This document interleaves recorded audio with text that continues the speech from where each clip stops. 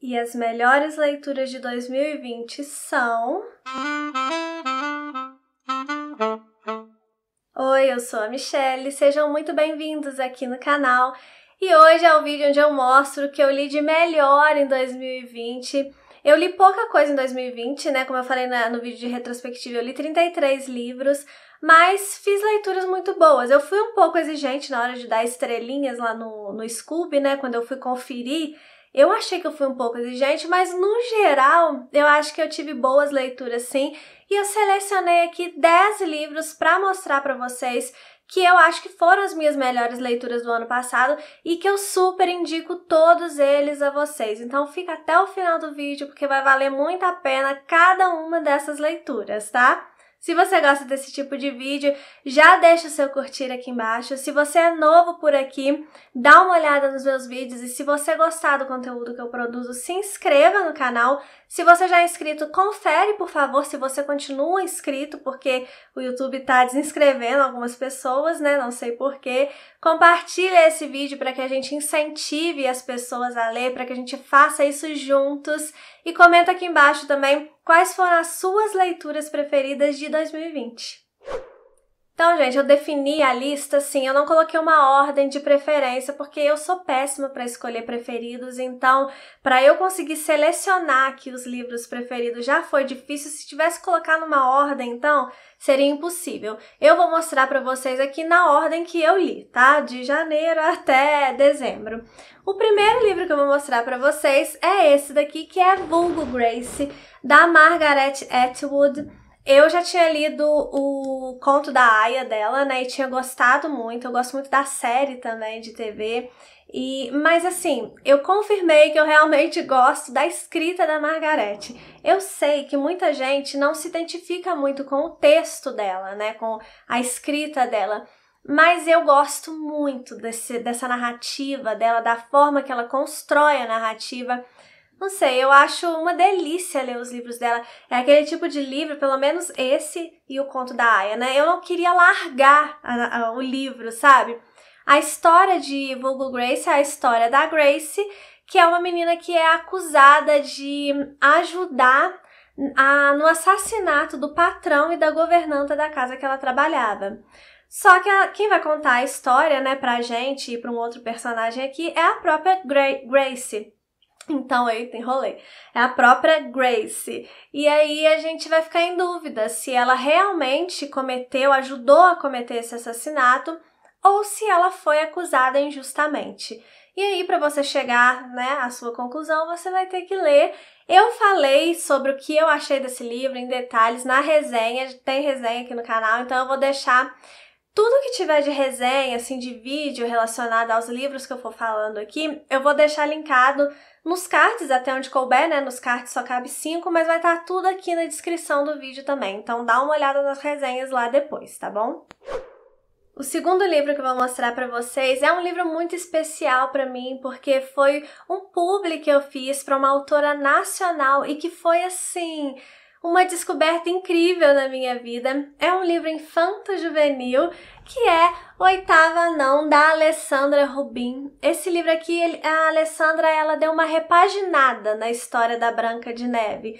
Então é uma história da Branca de Neve, só que bem mais divertida, bem mais engraçada, com animais aqui que falam. Tem animais aqui que são muito engraçados, gente. O veado aqui dessa história, ele é muito engraçadinho. Eu fiquei muito apaixonada por ele. É uma história divertidíssima, gente, tanto para as crianças quanto para os adultos também. Eu, pelo menos, esse livro aqui, eu gosto muito de contos de fada, né, de uma forma geral. E de qualquer forma de contos de fada, dos originais, dos da Disney, dos repaginados, como é o caso desse daqui. E a Alessandra, ela fez um trabalho incrível com esse livro aqui, merece ficar muito conhecida. A Alessandra também é um amor de pessoa, então conheçam O Oitavo Anão, de verdade, é um livro muito legal. Deem O Oitavo Anão para suas crianças aí e leia você também O Oitavo Anão, porque vai valer muito a pena, vai arrancar um sorriso, sabe, do seu rosto, vai te deixar com o coração quentinho. É aquele livro para você ler e se sentir bem, então vale muito a pena. Ah, tem resenha também, então também vou deixar linkado nos cards, dá uma olhada lá na resenha se você quiser saber mais sobre ele. próximo da lista é um livro que inspirou algumas das distopias clássicas aí que a gente tanto ama, 1984, Admirável Mundo Novo. Eu tô falando aqui de Nós, do Zamiatin. Esse livro, além de ser uma edição belíssima que a Aleph fez, tá vendo? É capa dura, o corte dele aqui é preto, aqui é laranja, tá vendo? Esse livro tá maravilhoso. Ele é um livro em si maravilhoso. Como eu falei, é uma distopia, então é aquele tipo de história, né, que a gente vê nas distopias, de um governo totalitário, e aí um cidadão ali, ele começa a enxergar que as coisas não são tão perfeitas ou tão corretas, né, como parecem, e a gente vai acompanhar esse cara nos contando essa história. E aqui, uma coisa que é muito legal, uma das coisas, né, que é muito legal nesse livro, é que o personagem principal, que o nome dele eu esqueci, é um conjunto de letras e números, o nome dos personagens desse livro aqui. Ele tá escrevendo como é aquele lugar ali que ele vive. Ele recebeu essa missão do governo, né, de escrever sobre aquele lugar, porque eles vão mandar esse diário dele, assim, pro universo, em busca de outras sociedades, enfim. Tem a resenha lá que eu falei direitinho a história. Eu vou deixar o link também.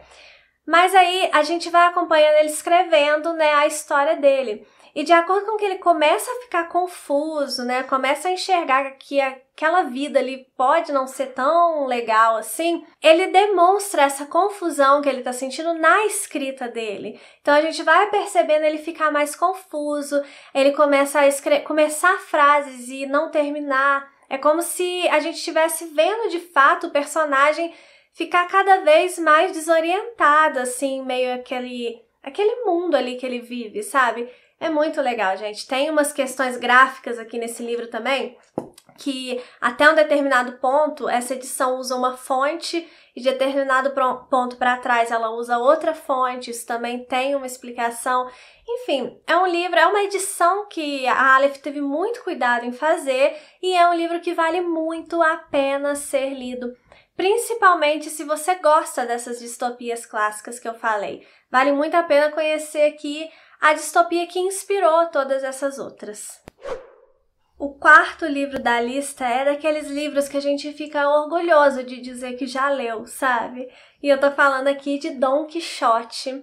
Eu li nessa edição aqui da Nova Fronteira e também li pelo Kindle na edição da Penguin. Então eu gostei muito das duas edições, eu falei melhor também na resenha que eu fiz, que também vou deixar linkada. Muito pesado, vou pegar um livro só pra ficar mostrando pra vocês.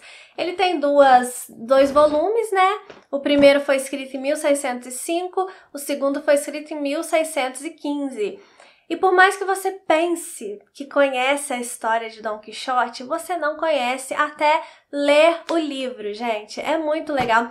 A gente ouve muito falar daquele episódio do Moinho de Vento, né? Aquilo é uma página só desse livro aqui. O livro é todo muito maravilhoso, a construção do Quixote é muito maravilhosa.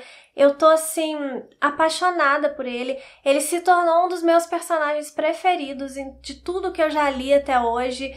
E, assim, o Quixote me emociona, sabe? É um livro que ele é muito engraçado, mas que ele toca profundamente no nosso coração. É um livro que se tornou muito especial pra mim. Se eu fosse fazer, assim, um top 3, eu falei que eu sou péssima, né, pra escolher, assim, em ordem. Mas esse livro aqui, com certeza, tá entre os 3 melhores do ano. Eu tô mostrando, como eu falei, na ordem que eu li, né? Mas ele tá, com certeza, entre os 3 melhores do ano ali, porque, meu Deus, que livro maravilhoso esse daqui. Por favor, gente, leiam Dom Quixote. Às vezes, né, dependendo da tradução que você pegar, essa tradução aqui, ela é um pouco mais difícil do que a da Penguin. A da Penguin, ela é bem mais fluida.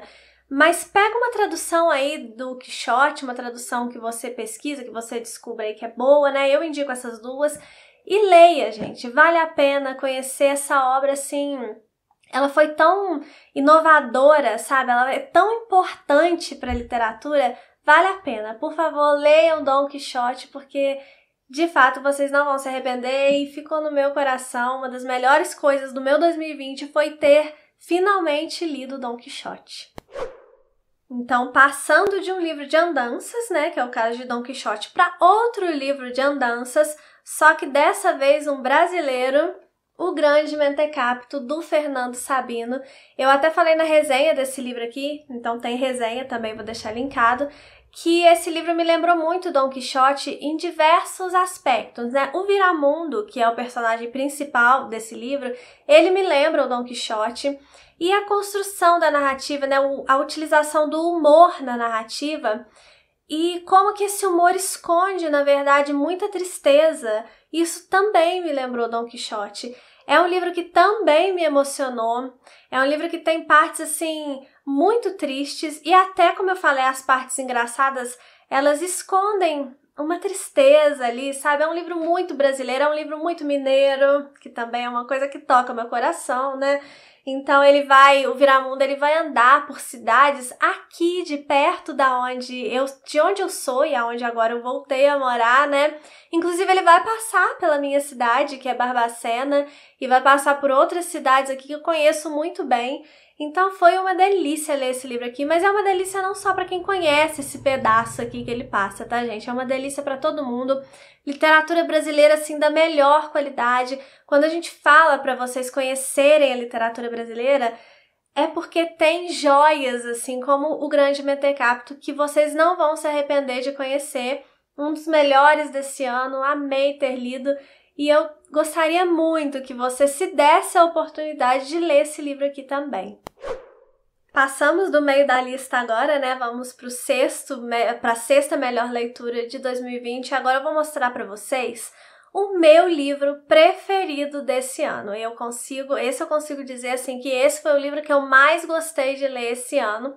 Vocês podem se espantar, mas foi O Apanhador no Campo de Centeio, do J.D. Salinger. Esse livro aqui ele vai contar a história do Holden.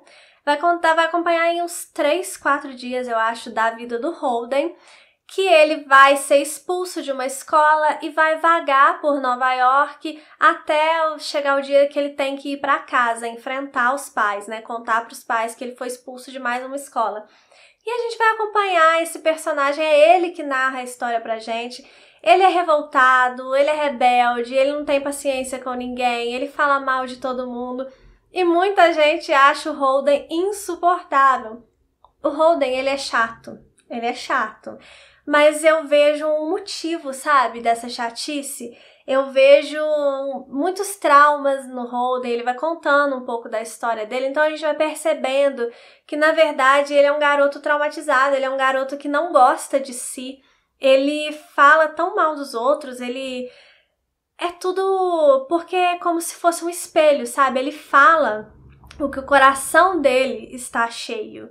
E o coração dele está cheio de amargura. Então, o que ele devolve para o mundo é essa amargura. Mas eu não acho que o Holden seja um menino mau. Eu gostei muito desse livro.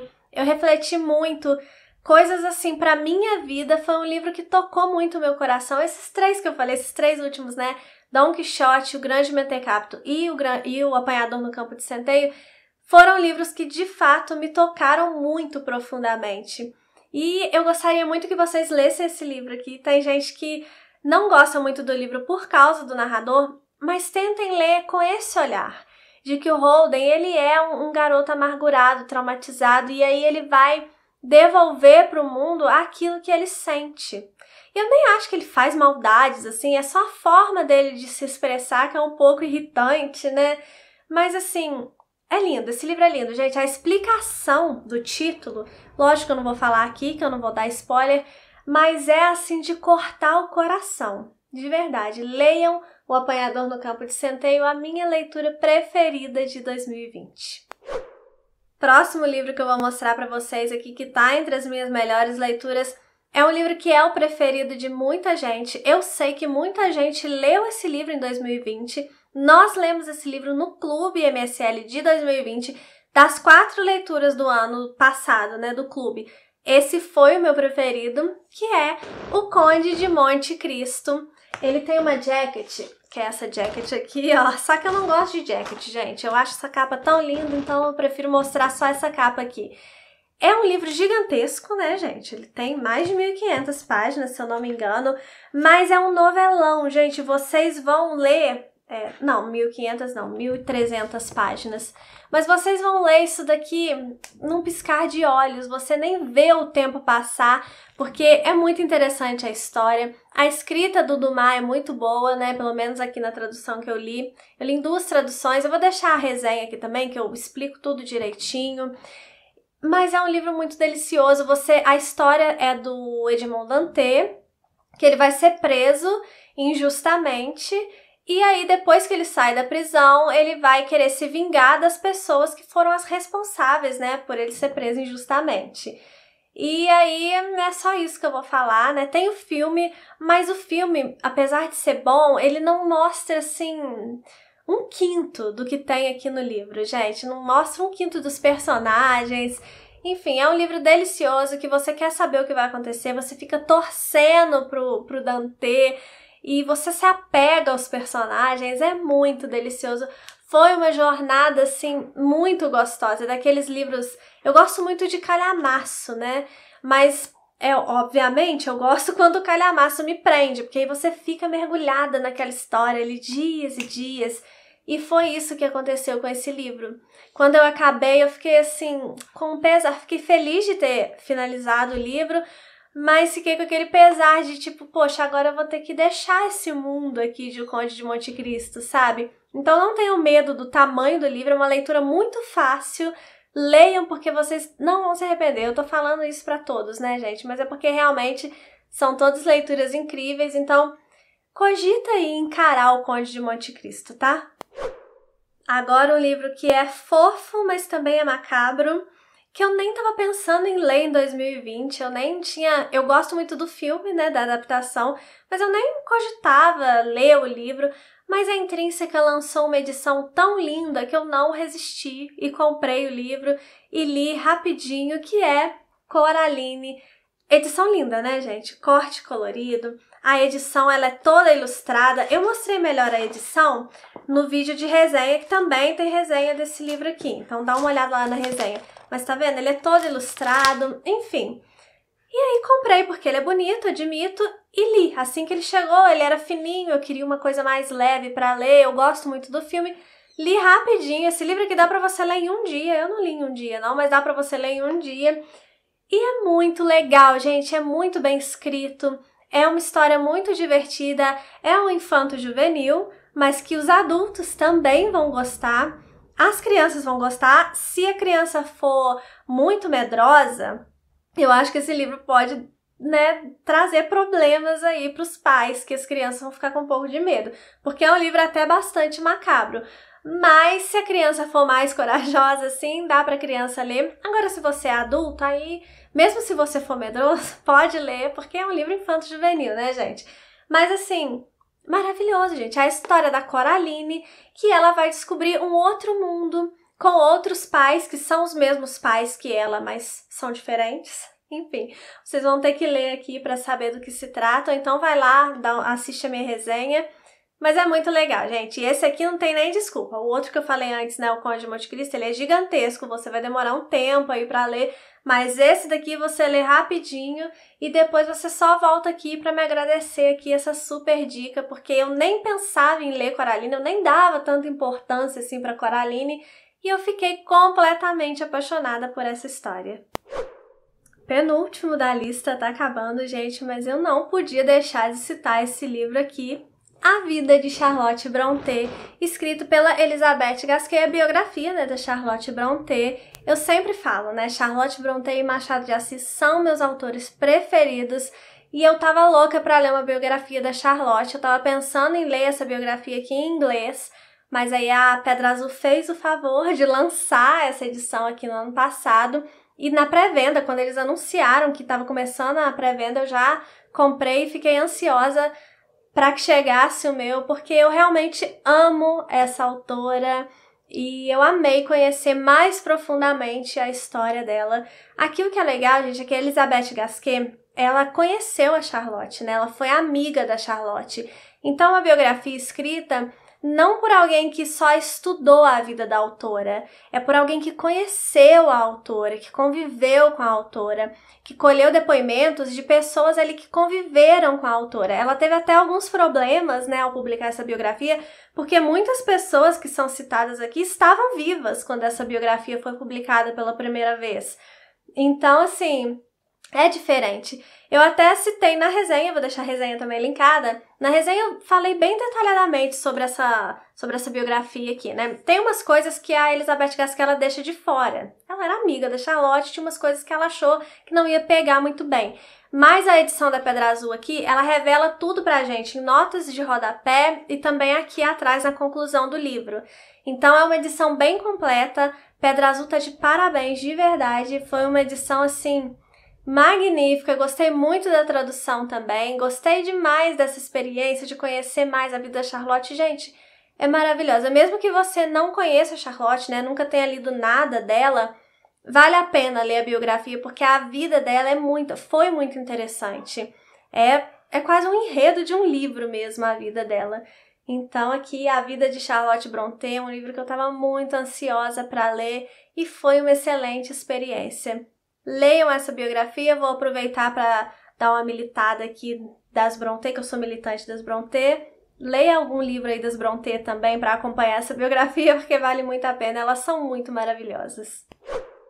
Por fim, um livro que eu li no finalzinho do ano já, foi um publi também que eu fiz e que foi uma grata surpresa. Eu fiquei muito feliz de ter tido acesso a esse livro, que é Para Que Não Seja Esquecido, do Peter Anton, em colaboração com a Kelly Oliveira Barbosa. Eu conheço a Kelly é um amor de pessoa.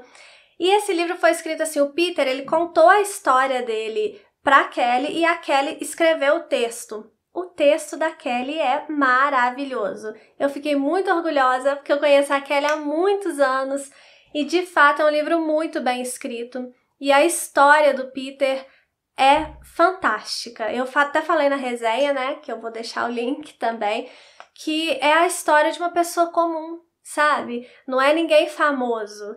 E é uma história tão rica, tão dramática em alguns pontos, sabe? E ele foi tão sincero, tão verdadeiro, né, em abrir de fato até às vezes problemas assim entre os pais dele, sabe, problemas de casal mesmo. Ele conta da guerra, o Peter nasceu em Viena, então ele viveu a guerra, né, o pai dele foi para a guerra, teve problemas, né, com isso, assim, problemas emocionais, assim, e depois eles vieram para o Brasil. A família continuou lá, né, no meio da guerra e tal, e depois ele volta pra lá e ele vai contando tudo isso pra gente. Eu falei melhor na resenha. É um livro fininho, então a narrativa, assim, ela é bem ágil.